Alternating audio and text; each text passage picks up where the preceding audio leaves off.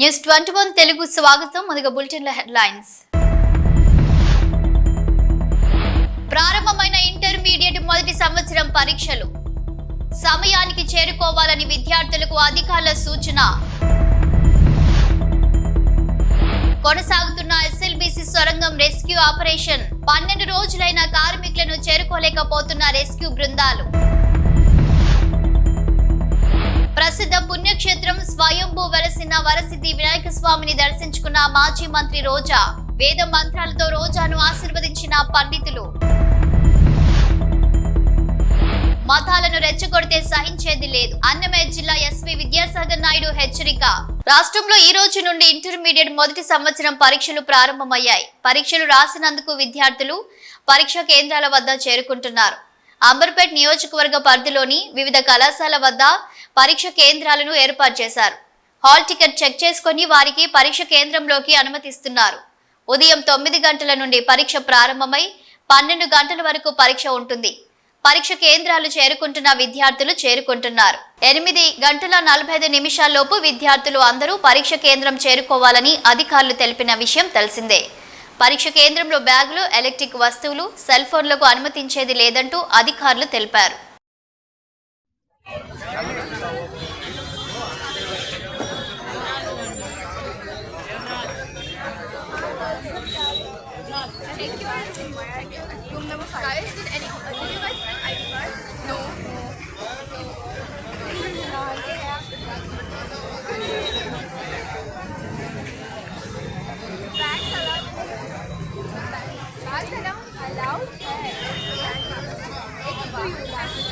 Mobile घड़ी parents दो क्या हुआ वॉच उंडे वॉच इच्छेसंడి वॉच निकाल दो वॉच बैग में दे के बैग जमा कर दे वो बैग नहीं जमा होता मैडम खाली साइड में रखते कौन जिम्मेवारी लेता मोबाइल घड़ी पैड साइड में दो एक एक आदमी आगे बढ़ो होल टिकट लेके ठहरो आने अब क्या आवाज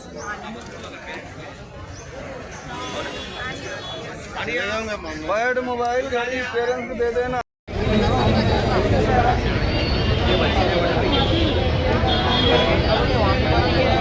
हो सकता है यहाँ पे आगे भी एक 80 का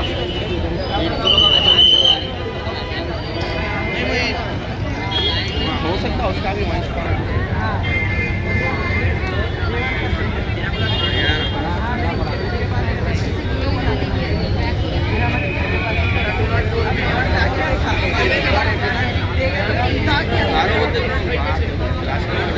చిత్తూరు జిల్లాలోని కాణిపాకం ప్రసిద్ధ పుణ్యక్షేత్రం స్వయంభూ వెలసిన వరసిద్ధి వినాయక స్వామిని ప్రత్యేక పూజలు నిర్వహించి స్వామివారిని దర్శించుకున్నారు మాజీ మంత్రి రోజా. ఈ సందర్భంగా స్వామివారి దర్శనం అనంతరం తీర్థ ప్రసాదాలు అందజేసి వేద మంత్రాలతో మాజీ మంత్రి రోజా పండితులు ఆశీర్వదించారు. ఈ సందర్భంగా మాజీ Kanipaka chairman Mohan Reddy, PACS ex president Tirumal Reddy, Srihari Reddy, Nagari rural ex convener Hari తదితరులు పాల్గొన్నారు. చేసుకొని స్వామిలో ప్రార్థన చేసుకొని ఆశీర్వాదం చేస్తారు.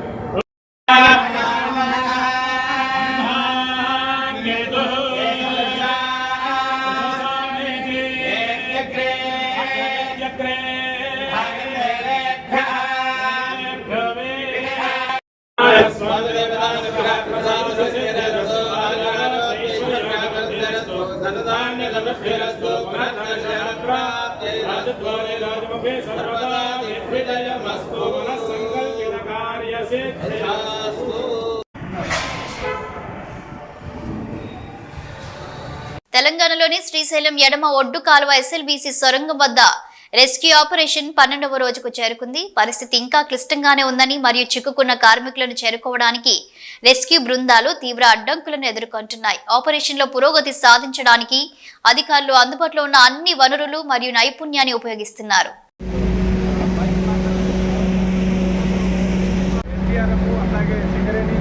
కార్మికులందరూ కూడా బయటకు వస్తున్న పరిస్థితులు ఉంది. పూర్తి స్థాయిలో కనిపిస్తుంది.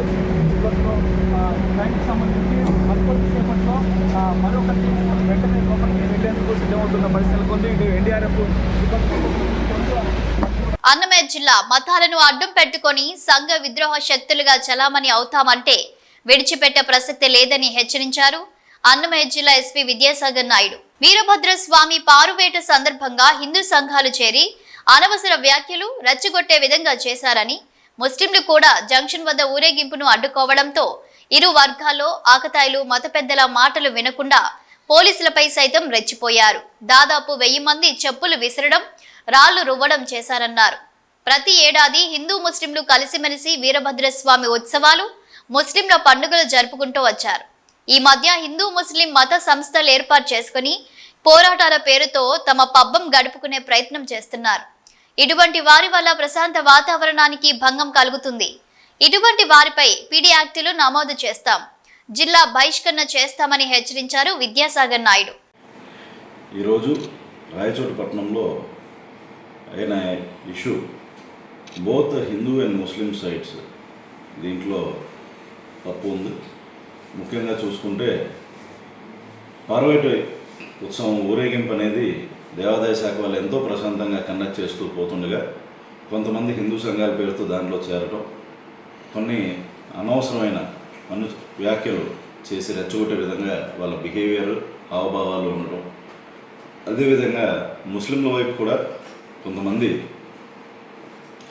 ఆ జంక్షన్లో ఉండి అసలు ఒక ఊరేగింపు వెళ్ళకూడదు అనే అర్థం వచ్చేటట్టు వాళ్ళ మాటలు, బిహేవియర్ ఉండటం, అదేవిధంగా మసీదులో కూడా కొంతమంది మత పెద్దలు కూడా రెచ్చగొట్టే విధంగా పోలీసులు మమ్మల్ని మోసం చేశారు అంటూ కొన్ని అన్నెసరీ వ్యాఖ్యలు చేస్తూ దాంట్లో అనౌన్స్మెంట్స్ ఇవ్వడం వల్ల బోత్ సైడ్స్ ఉన్న ఆకతాయిలు ముఖ్యంగా చూసుకుంటే దీంట్లో పెద్దలు కొంతమంది బోత్ సైడ్స్ కూడా వాళ్ళని సమయం పాటించేదానికి సహకరించడానికి ఎంతో కష్టపడ్డారు.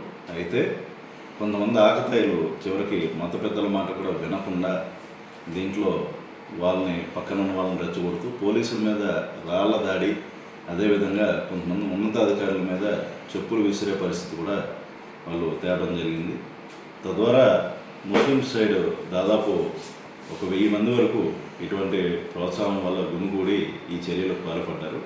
అంతేకాకుండా హిందూ ఊరేగింపులో కూడా కొంతమంది చేరి ఆకతాయిలు ముస్లింలను కవించే విధంగా చేయడం వల్ల ఈ గొడవలు అనేవి ఈ రోజున ఈ విధంగా జరిగినాయి.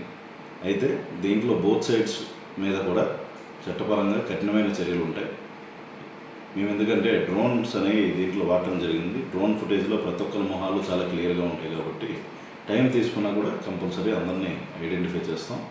అయితే దీంట్లో భాగంగా పోలీసుల మీద రాళ్ళు రువ్వడము, అంతేకాకుండా చెప్పులు ఇటువంటి విసరడంతో అక్కడ పరిస్థితి అదుపు చేసేందుకు కానీ స్వల్పమైన లాఠీచార్జ్ చేయడం జరిగింది. ఆ స్వల్ప లాఠీచార్జ్లో మా వాళ్ళకు కూడా కొన్న మైనర్ గాయాలైనవి, అదేవిధంగా లాఠీచార్జ్లో కూడా కొంతమంది మైనర్ గాయాలైనట్టు గుర్తించాం. అయితే వీళ్ళందరినీ కూడా అదుపులోకి తీసుకుని ప్రశ్నిస్తున్నాం. ఎవరెవరైతే దీంట్లో భాగస్తులు ఉన్నారో, ఎవరైతే రెచ్చగొట్టారో వాళ్ళందరూ వీడియోలు కూడా మా దగ్గర ఉన్నాయి. కంపల్సరీ వాళ్ళ మీద చట్టపరంగా కఠినమైన చర్యలు తీసుకుంటాం. ఈ ఇన్సిడెంట్కి సంబంధించి ఎవరైనా కూడా పుకార్లు రేపినట్టయితే వాళ్ళ మీద కఠినమైన చర్యలు తీసుకోవడం జరుగుతుంది. ఒకటే విజ్ఞప్తి చేస్తున్నానండి, ప్రతి సంవత్సరము అనాది కాలంగా రాయచోటి పట్టణంలో ఒక మంచి సంస్కృతి అంటే వీరభద్రస్వామి ఉత్సవం అనేది వెళ్ళేటప్పుడు ముస్లింలు ఎంతో సాధారణంగా దాన్ని ఆహ్వానించి జరిపించడం జరుగుతుంది ఆ ఏరియాస్లో. అంతేకాకుండా హిందువులు కూడా ముస్లిమ్స్ యొక్క పండుగలు ఈ టైంలో ఎంతో సహృద్భావమైన వాతావరణంతో ఇక్కడ మెలగటం జరుగుతుంది. అయితే ఈ మధ్యకాలంలో కొంతమంది హిందూ సంస్థల ముసుగుల్లోనూ, అదేవిధంగా ముస్లింల తరపున పోరాటం చేస్తున్నాం అంటూ వాళ్ళని మభ్యపెట్టి కొంతమంది వారి పబ్బం గడుపుకునే ఉద్దేశంతో రెచ్చగొట్టడం బోత్ సైడ్స్ జరుగుతుందండి. వీరి ఆగడాల వల్ల ఇటువంటి మంచి వాతావరణం చెడిపోయి బయటికి కంపల్సరీగా ఒకరికొకరు కొన్ని సిచ్యువేషన్స్లో ఎదురుపడితే గొడవలు అయ్యే పరిస్థితిని ఈరోజు కల్పిస్తున్నారు. కాబట్టి ఇటువంటి వారిని అందరినీ ఐడెంటిఫై చేసి ఇక్కడ నుండి ఎటువంటి పొరపాటున కవింపు చర్యలకు పాల్పడ్డా ఎలాంటి సందర్భంలో అయినా కఠినమైన చర్యలు వీరి మీద తీసుకుంటాం. అవసరమైతే జిల్లా బహిష్కరణ చేస్తాము, పీడీ యాక్ట్ కూడా వీళ్ళ మీద ప్రయోగిస్తడం జరుగుతుంది. మితమైన అంశాలు సోషల్ మీడియాల ద్వారా రెచ్చగొట్టే విధంగా చేస్తున్నారు. రెచ్చగొట్టే వ్యాఖ్యలు ఎవరు చేసినా కూడా వాళ్ళని ఇమీడియట్గా అరెస్ట్ చేసి చట్టపరంగా తీవ్రమైన చర్యలు తీసుకుంటాం. ఉత్తరాంధ్ర టీచర్స్ ఎమ్మెల్సీగా విజయం సాధించిన గాదె శ్రీనివాసులు నాయుడు ముఖ్యమంత్రి చంద్రబాబు నాయుడును కలిశారు. ఉండవల్లి నివాసంలో సీఎంను మర్యాదపూర్వకంగా కలిశారు. తన విజయానికి అన్ని విధాలా సహకరించినందుకు సీఎంకు కూటమికి శ్రీనివాసులు ధన్యవాదాలు తెలిపారు. ఈ సందర్భంగా శ్రీనివాసులను సీఎం అభినందించారు. ఉపాధ్యాయుల సమస్యలను పరిష్కరించడంతో పాటు వారిని అన్ని వేళలా గౌరవిస్తామని ముఖ్యమంత్రి అన్నారు.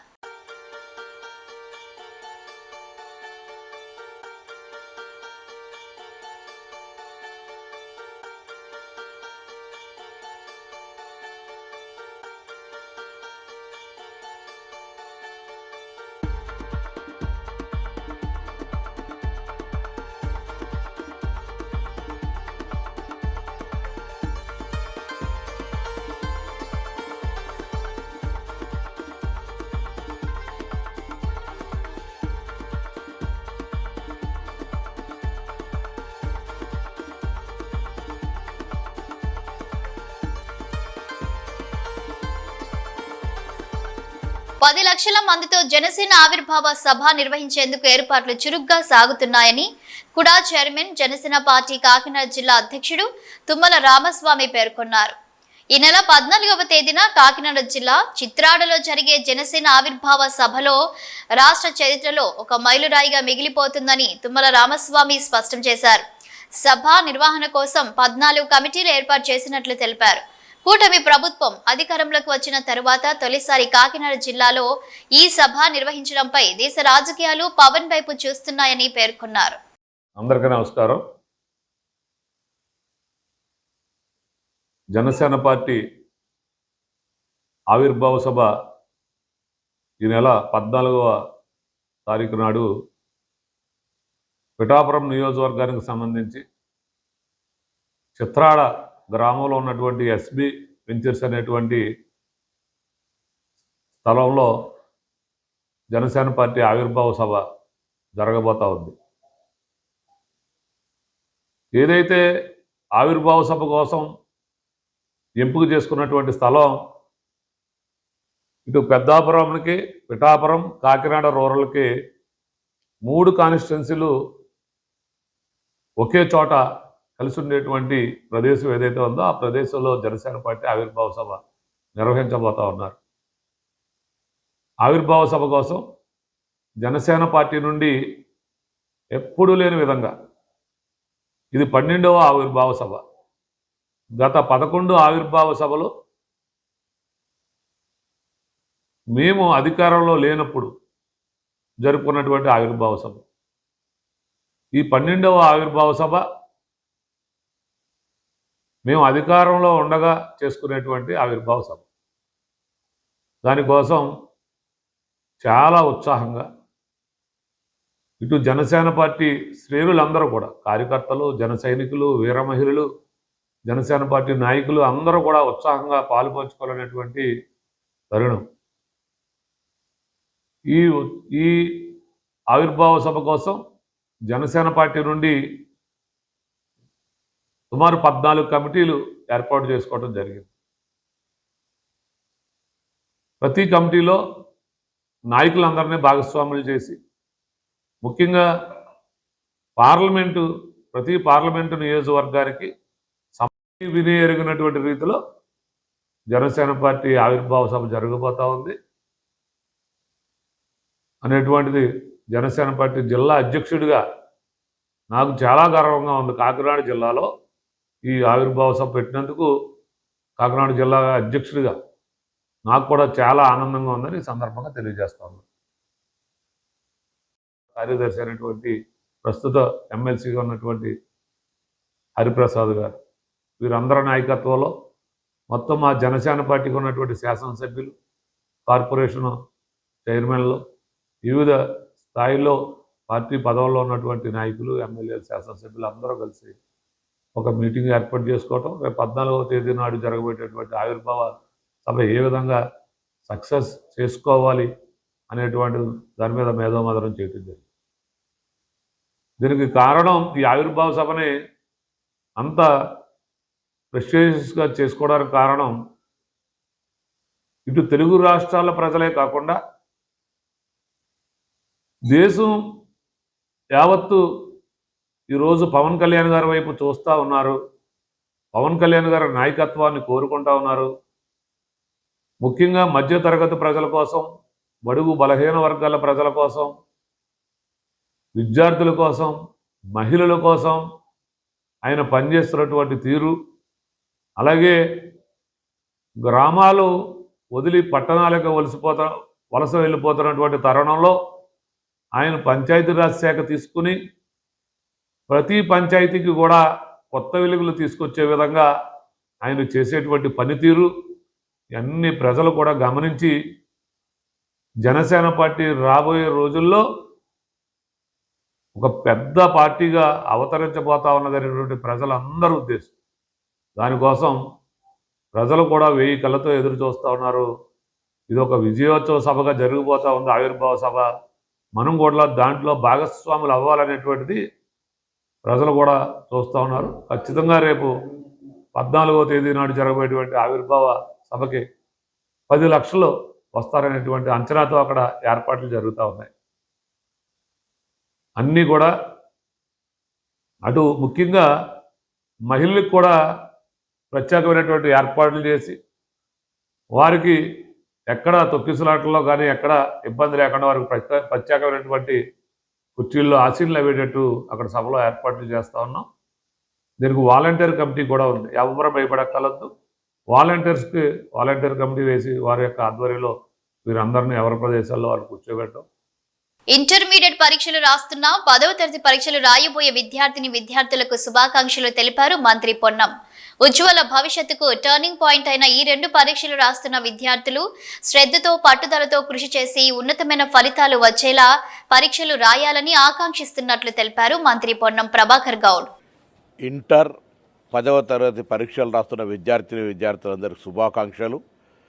ఉజ్వల భవిష్యత్తుకు టర్నింగ్ పాయింట్ అయిన ఈ 2 పరీక్షల్లో పరీక్ష రాస్తున్న ప్రతి ఒక్కరూ శ్రద్ధతో పట్టుదలతో కృషి చేసి ఈ వార్షిక పరీక్షల్లో ఉన్నతమైనటువంటి ఫలితాలు పొందే విధంగా మీకు అటువంటి ప్రతిభ రావాలని, అటువంటి ఫలితాలు రాసే విధంగా పరీక్షలు రాయాలని కోరుకుంటూ మీ అందరికీ నా శుభాకాంక్షలు. నిజాంపేట్లోని ఆసుపత్రిలో చికిత్స పొందుతున్న సింగర్ కల్పనకు సంబంధించిన హెల్త్ బులెటిన్ వీడియోని విడుదల చేశారు. ఆమె ఆరోగ్య పరిస్థితి నిలకడగా ఉందని తెలిపారు. వైద్యులు ఐసీయూ నుండి జనరల్ వార్డుకు తరలించామని అన్నారు. కూటమి ప్రభుత్వం అధికారంలోకి వచ్చిన తర్వాత దళితులపైన, దళిత అధికారులపైన కక్ష సాధింపు చర్యలకు దిగుతోందని వైఎస్ఆర్సీపీ దళిత నేతలు మండిపడ్డారు. ఐపీఎస్ అధికారి సునీల్ కుమార్ పై కక్ష సాధింపు చర్యలకు పాల్పడుతున్నారని విశాఖ జిల్లా వైఎస్ఆర్సీపీ ఎస్ఎస్ఎల్ విభాగం అధ్యక్షుడు బోని శివరామకృష్ణ, వైఎస్ఆర్సీపీ జిల్లా అధికార ప్రతినిధి మంచా మల్లేశ్వరి పేర్కొన్నారు. సునీల్ కుమార్ తన సొంత ఖర్చుల మీద విదేశాలకు వెళ్తే కూటమి నేతలకు వచ్చిన ఇబ్బంది ఏంటని ప్రశ్నించారు. కూటమి పాలనలో చంద్రబాబు సామాజిక వర్గానికి చెందిన అధికారుల పట్ల ఒక విధంగా, బడుగు బలహీన వర్గాలకు చెందిన అధికారుల పట్ల మరో విధంగా వ్యవహరిస్తున్నారని విమర్శించారు. దళితులంతా ఏకమై చంద్రబాబుకు బుద్ధి చెప్పే రోజులు దగ్గరలోనే ఉన్నాయని హెచ్చరించారు. అందరికీ నమస్కారం. ఈ కూటమి ప్రభుత్వం ఎంత అన్యాయంగా పరిపాలిస్తుందంటే, ఈ గవర్నమెంట్ 6 హామీలు ఇచ్చారు, ఒక్క హామీ కూడా అమలుపరచకుండా రెడ్ బుక్ రాజ్యాంగం అనేసి అంబేద్కర్ రాసిన రాజ్యాంగాన్ని ఉల్లంఘించి గత ముఖ్యమంత్రి వైఎస్ జగన్మోహన్ రెడ్డి, మాజీ మంత్రి, గ్రామ వాలంటరీ అని, గ్రామ సచివాలయం అని నేరుగా ప్రజలకి నవరత్నాలు, ప్రజల కోసమే నేను ప్రజానాయకుడిని, నేను ప్రథమ పౌరుణ్ణి, నేను సీఎం కాదు పెద్ద కూలి వాడిని అనేసి నేరుగా ప్రజల దగ్గరికే ప్రతి ఒక్క పథకం, అమ్మఒడి కానీ, విద్య, ఎవ్రీథింగ్ మొత్తం జగన్మోహన్ రెడ్డి నేనే ప్రజలకు సేవ చేస్తున్నాననే ఒక ప్రజల్లో మంచి భావం ఉంది. ఈరోజు 6 హామీలు ఇచ్చి ఒక్క హామీ కూడా, నా ఆడపడుచులని బస్సు ఫ్రీ అన్నాడు, 3 సిలిండర్లు అన్నారు, ఒక్క సిలిండర్ కూడా ఇంతవరకు ఇవ్వలేదు. అలాగే రెడ్ బుక్ రాజ్యాంగం వద్ద కూటమి ప్రభుత్వం పవన్ కళ్యాణ్ మాట్లాడతారు, మేము కట్టే ట్యాక్స్లు మీ రాజారెడ్డిదా మీద అని పవన్ కళ్యాణ్ మాట ఎంత తప్పు. అలాగే నేను ఒక దళిత బిడ్డగా నేను నేరుగా అడుగుతున్నాను కూటమి ప్రభుత్వాన్ని, లోకేష్ని కానీ, పవన్ కళ్యాణ్ కానీ, నారా చంద్రబాబు నాయుడు కానీ, అయ్యా మా ఎస్సీలుగా పుట్టడం మేము తప్పు చేసామా? అంబేద్కర్ రాజ్యాంగం రాశారు, సునీల్ కుమార్ ఐపీఎస్ ఆయన ఎందుకు మీరు ఎంత ఇబ్బంది పెడుతున్నారు? ఈ రోజుల్లో మీకు ఒకటే నేను రిక్వెస్ట్ చేసి అడుగుతున్నా, నారా చంద్రబాబు నాయుడు గారు, లోకేష్కి చెప్పండి, రెడ్ బుక్ రాజ్యాంగం ఉంది కదా, త్వరలో మేము ఆంధ్రప్రదేశ్లో మేమునే 35% మేము అందరూ రోడ్డు ఎక్కుతాం. ఆషామాసిగా ఉండదు, మేము ధర్నాలు చేస్తాం. మీరు కానీ ఈ రెడ్ బుక్ రాజ్యాంగం కోసల కృష్ణమూర్తిని కానీ, అలాగే వంశీని కానీ, అలాగే మా నాయకులు సునీల్ అధికారిని, IPS అధికారిని ఎంత ఇబ్బంది పెడుతున్నారు. నేను కూడా చిన్న నాయకుడిని, నన్ను A1 ముద్దాయిగా ఎయిర్పోర్ట్లోని నన్ను అరెస్ట్ చేద్దాం అనుకొని నాకు నోటీస్ పంపించారు. రేపో మాపు అరెస్ట్ చేద్దామంటే నేను హైకోర్టుకి వెళ్ళి అప్పు చేసుకొని 9 మందిని, సత్యరామకృష్ణ రెడ్డిని, కాంతారావుని, మమ్మల్ని అందరినీ కలిపి అరెస్ట్ చేద్దామని కుట్ర రాజకీయాలు. మాలాంటి పేద ప్రజలు అరెస్ట్ చేసి మీకు ఏంటి వస్తుందయ్యా? 6 హామీల్ని అమలుపరచండి, మంచి ప్రభుత్వాన్ని అనిపించుకోండి. 2027ని ఎలాగా 1 ఎలక్షన్ అంటున్నారు కదా, ఆ ఎలక్షన్లో ప్రజలు చూపెడతారు మీకు. మీరు EVM ద్వారా గెలిచారో, మీరు ఎలా గెలిచారో ప్రజలకు తెలుసు. మీరు గెలిచి పరిపాలిస్తున్నారు కదా, మీరు అవుట్ ఆఫ్ కంట్రీ వెళ్ళి ఏదో తీసుకొస్తున్నారు, ఏ ఒక్కటి కూడా తీసుకురాలేదు. అలాగే మా నాయకురాలు మాట్లాడతారు. అందరికీ నమస్కారం. నా పేరు డాక్టర్ మంచా నాగమల్లేశ్వరి, వైఎస్ఆర్సీపీ పార్టీ విశాఖ జిల్లా అధికార ప్రతినిధి. అదేవిధంగా నాతో పాటు బోనే శివరామకృష్ణ గారు, విశాఖ జిల్లా SC ప్రెసిడెంట్, ఇప్పటి వరకు మాట్లాడారు. బేసిక్ గా ఇవాళ ఎందుకు మేము మీడియా మిత్రులందరినీ పిలిచాము అని అంటే, ఇవాళ కూటమి ప్రభుత్వంలో జరుగుతున్నటువంటి ఈ రెడ్ బుక్ రాజ్యాంగంలో కక్షపూరితమైనటువంటి అరెస్టులు, లేకపోతే ఇబ్బంది పెట్టడాలు, లేకపోతే అన్ని విధాలుగా అవమానించడాలు జరుగుతున్నటువంటి సందర్భంలో ఇవన్నీ ఒక ఎత్తైతే, దళితుల మీద వీళ్ళు చేస్తున్నటువంటి అగత్యాలు, ఈ కూటమి ప్రభుత్వానికి దళితుల మీద ఉన్నటువంటి కన్సర్న్ ఏంటి అని అనేది మరొకసారి మా దళిత బిడ్డ అయినటువంటి సునీల్ కుమార్ గారు IPS ని సస్పెండ్ చేయడం అనేది చాలా చాలా మా జాతి మొత్తం ఖండిస్తున్నటువంటి విషయం. ఒక IPS ఆఫీసర్ని ఏ విధంగా సస్పెండ్ చేయాలి, దానికి ముందు మెమో ఇవ్వాలా లేదా, మెమో ఇచ్చిన తర్వాత ఎంక్వైరీ చేయాలా లేదా, ఎంక్వైరీకి ఒక కమిటీని వెయ్యాలా లేదా, ఇవన్నీ ఆలోచించకుండా మీ కక్షపూరితమైనటువంటి రాజకీయం కోసం ఒక సిన్సియర్ దళిత ఆఫీసర్ మీద మీరు చేస్తున్నటువంటి కుట్ర మీ కూటమి ప్రభుత్వానికే చెంపదెబ్బగా త్వరలో మీరు దీని యొక్క పర్యవసానం ఏంటి అని అనేది గమనిస్తారు. దళితుడు ఏ రోజు ఫ్లైట్ లో వెళ్ళకూడదా? దళితుడు ఫ్లైట్ లో తిరగకూడదా? లేకపోతే దళితుల పిల్లలు అమెరికా వెళ్ళి చదువుకోకూడదా? లేకపోతే వాళ్ళ పిల్లల్ని చూడడానికి దళితులు వెళ్ళకూడదా?